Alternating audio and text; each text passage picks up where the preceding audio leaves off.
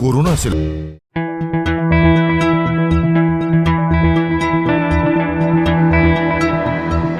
Bollywood actor Nawazuddin Siddiqui का जन्म साल 1974 में उत्तर प्रदेश के एक छोटे से कस्बे बुढ़ाना में हुआ था।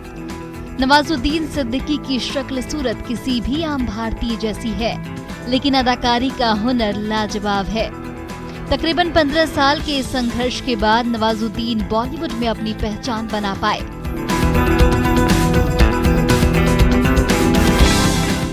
एक जमाने में वॉचमैन रह चुके नवाज आज भी वक्त निकालकर अपने गांव जाते हैं और खेती बाड़ी भी करते हैं।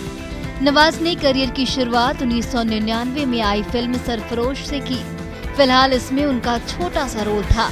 इस शुरुआत के बारे में किसी को खबर तक नहीं हुई। साल 2012 तक नवाज ने कई छोटी बड़ी फिल्मों में काम किया, लेकिन उन्हें कोई खास पहचान नहीं मिली। फिर अनुराग कश्यप उन्हें फैजल बनाकर गैंग्स ऑफ वासेपुर में लाए और फैजल के रोल ने उन्हें घर घर में पॉपुलर बना दिया। अब जबकि नवाज इंडस्ट्री के टॉप एक्टर्स में शुमार हो चुके हैं, तो लोग ये सोचकर हैरान होते हैं कि आखिर नवाज अपने हर रोल में कैसे ढल जाते हैं। जब इस बारे में एक इंटरव्यू में नवाज से पूछा गया था, तो उन्होंने कहा कि मैं अपने गाँव चला जाता हूँ और वहाँ जाकर अपने खेतों की देखभाल करता हूँ। कुछ दिन वहाँ खेती करते हुए बिताता हूँ। नवाजुद्दीन के मुताबिक ऐसा करने से उनके मन को सुकून मिलता है और इसके बाद वो नए किरदार की तैयारी में जुट जाते हैं। नवाजुद्दीन के मुताबिक हम 7 भाई और 2 बहनें हैं। पिता किसान थे। घर में फिल्म का नाम लेना भी अच्छा नहीं समझा जाता था, बल्कि यूँ कहें कि जिंदगी की लड़ाई इतनी बड़ी रही कि सिनेमा के बारे में सोचने की किसी को फुर्सत नहीं थी। हाँ, जैसे हर माँ बाप की आरज़ू होती है कि पापा चाहते थे कि मैं अच्छी तरह पढ़ लिख जाऊं। वो ये तो नहीं समझते थे कि कौन सी पढ़ाई करनी ठीक होगी, लेकिन हुनरमंद होने के लिए हमेशा प्रोत्साहित करते थे। किसी तरह धक्के खाते हुए हरिद्वार के गुरुकुल कांगड़ी यूनिवर्सिटी से साइंस में ग्रेजुएशन किया। फिर भी जॉब नहीं मिली तो 2 साल इधर उधर भटकता रहा। बड़ौदा की एक पेट्रोकेमिकल कंपनी थी, उसमें 1.5 साल काम किया। वो नौकरी बेहद खतरनाक थी। तमाम तरह के केमिकल की टेस्टिंग करनी पड़ती थी। फिर जॉब छोड़ दी, दिल्ली चला आया और नई नौकरी तलाश करने लगा। वॉचमैन की नौकरी भी की। काम तो मिला नहीं, लेकिन एक दिन किसी दोस्त के साथ नाटक देखने चला गया। प्ले देखकर दिल खुश हो गया। इसके बाद कई नाटक देखे। धीरे धीरे रंगमंच का जादू सिर चढ़कर बोलने लगा।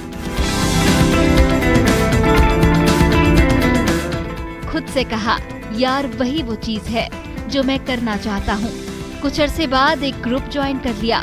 साक्षी, सौरभ शुक्ला वगैरह इससे जुड़े हुए थे।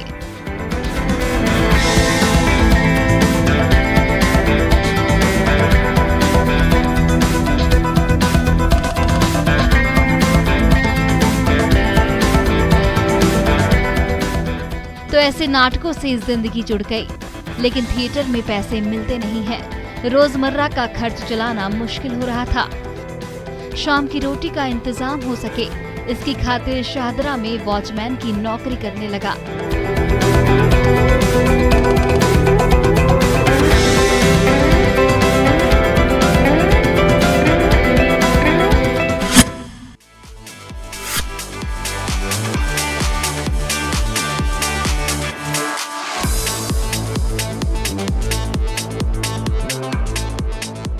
हिंदी सिनेमा की पहली सुपरस्टार कहलाने वाली एक्ट्रेस श्रीदेवी 80 के दशक में दर्शकों के दिलों पर राज किया करती थी। बात उन दिनों की है जब श्रीदेवी साल 1983 में डायरेक्टर के राघवेंद्र राव की फिल्म हिम्मतवाला की शूटिंग कर रही थी। ये वो दौर था जब श्रीदेवी फिल्म इंडस्ट्री में बहुत बड़ा नाम थी। उनके करोड़ों फैंस में से एक फैन काफी मशहूर था और वो थे संजय दत्त।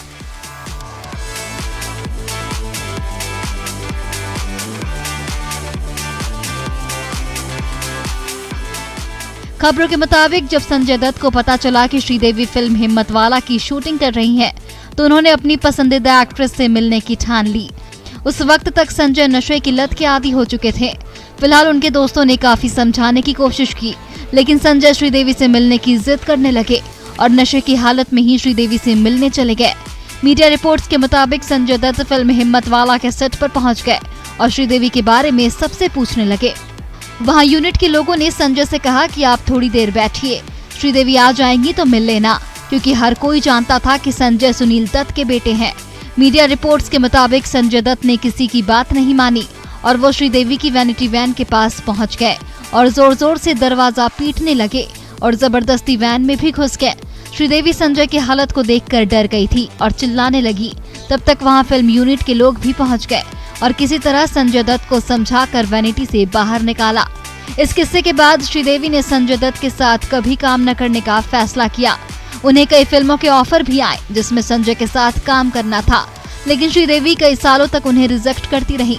यहाँ तक कि फिल्म खुदा गवाह में जब संजय दत्त को साइन किया गया, तब भी श्रीदेवी के कहने पर संजय को इस फिल्म से बाहर का रास्ता दिखा दिया गया था। फिलहाल दोनों ने बाद में फिल्म गुमराह में साथ काम किया, जो साल 1993 में रिलीज हुई थी।